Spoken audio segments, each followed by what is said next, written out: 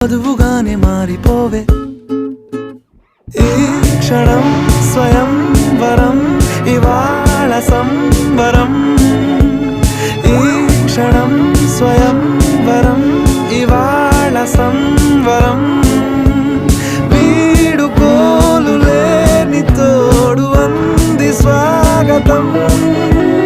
ఈ క్షణం స్వయం వరం ఇవాళ సంబరం